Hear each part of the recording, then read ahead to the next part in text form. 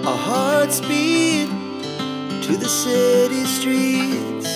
We began to feel the fire. We rise like tall buildings as the chemicals, they take us higher. The night's young and it's just begun as she puts her hand in mine.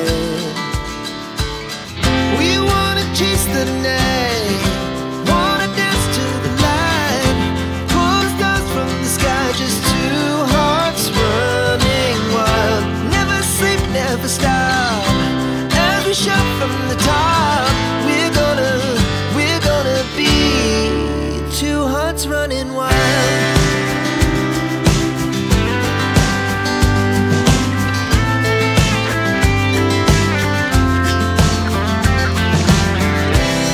Now the morning is the afternoon. We lay awake in bed. The laughs so loud as the hours pass. We're gonna do it all again. Mabilis ba yun? Tagal-tagal kaya nun. Eh ikaw, di mo ba ako mamimiss?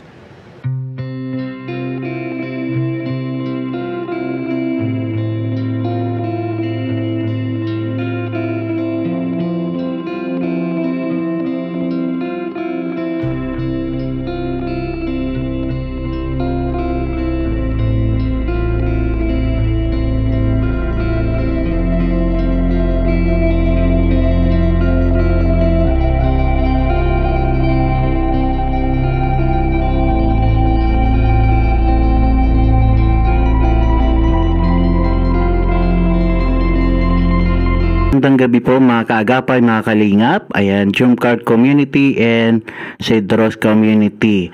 Ngayon po, ano lang po ito, for parang update or balita po sa Jumcard. Kanina lang po, habang scroll ako, napunta po ako sa live po ni Kuya James. Nakakatuwa, no, kasi grabe ang dami pong, grabe pa rin yung pananabik po nila sa Jumcard na mamit po sila. And yung mga nagmamahal talaga sa kanya, grabe, konting-konting ano lang talaga nila ay namimiss na nila si ang Jumcard, si Papa Jones. Yung mga ganong nababasa po natin ng mga komento, nakakatuwa, no, nakakapagbigay din po ng saya sa iba. Tulad ko, pag nababasa ko po yan mga good comments, natutuwa ako. Ang daming nagmamahal po sa Jumcard. Ayan, kila Carla.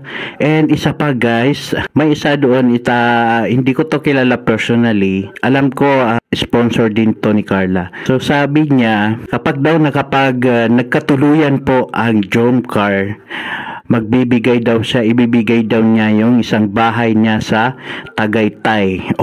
Di ba? Saan ka pa? Grabe talaga yung pagmamahal nila. Pero eto naman naman tayo, kumbaga, umaasa, 'di ba? Pero hindi imposible.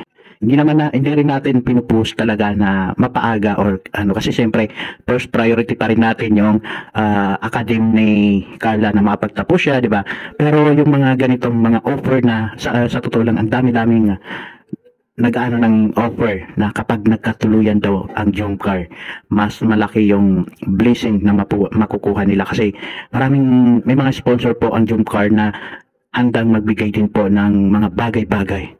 So grabe, no, nakakatuwa kasi grabe yung pagmamahal po nila kay Carla. At take note, hindi lang din to hindi sila yung mga sponsor na nagpapasikat lang. At least kahit papaano nagbibigay po sila, and sila din po yung nag-o-offer. At kagandahan po dito, hindi po sila kumbaga, hindi to mga worth freak na sponsor ko, no, diba?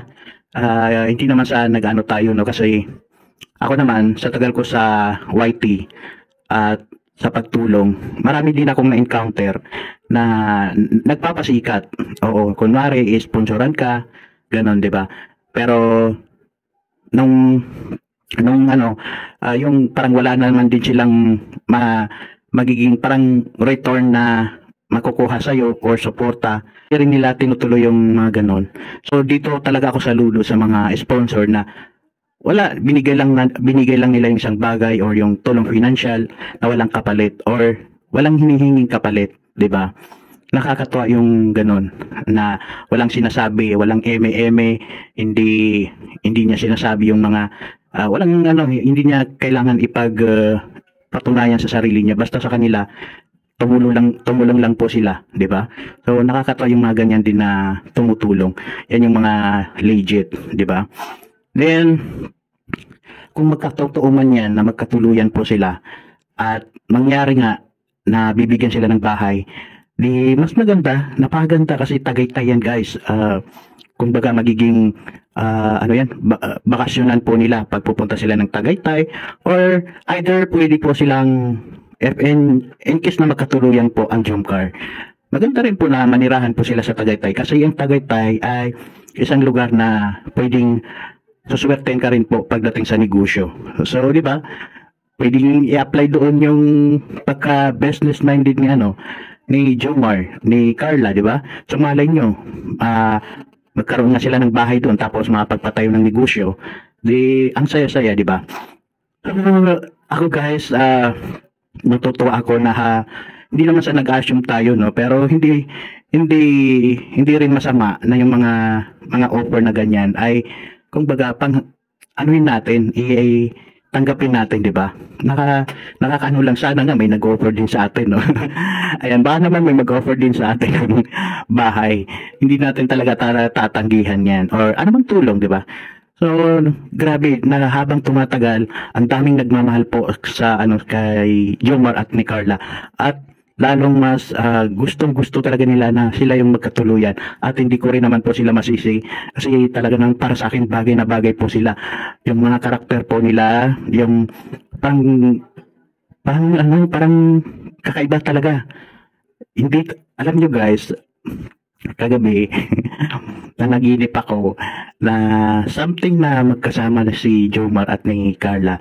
Magkasama sila sa isang lugar, pero hindi ko rin alam yung lugar. Nandun lang din ako, nakatingin lang ako, sabi ko, ano kaya yung meaning ng panaginip ko, bakit ganon? At nung nagising ako, sabi ko, putik naman, no, bakit pa pumasok sa panaginip ko ang Jomcar? Kakaisip ko yun siguro. Kaya talaga ako, sabi ko, pati ba naman sa panaginip, pumapasok pa rin sa akin yung mga pinapanood ko. Kasi kagabi nga, pinanood ko yung, actually hindi ko siya natapos, nakatulog na talaga ako. Yung episode 22, hindi ko siya natapos na napanood ko. Natulog ako pero naka-play yung video. So, mamaya or bukas, maggagawa ko ng reaction ko doon. Na siguro, yung panaginip ko, kasi nanonood ako ng video, ay siguro naririnig ko rin yung sound ng video, sumasama na sa panaginip natin, hindi maiwasan talaga yon, di ba? So nga ako natuwa nga ako, sabi ay nakita ko pala sila, nakita kami.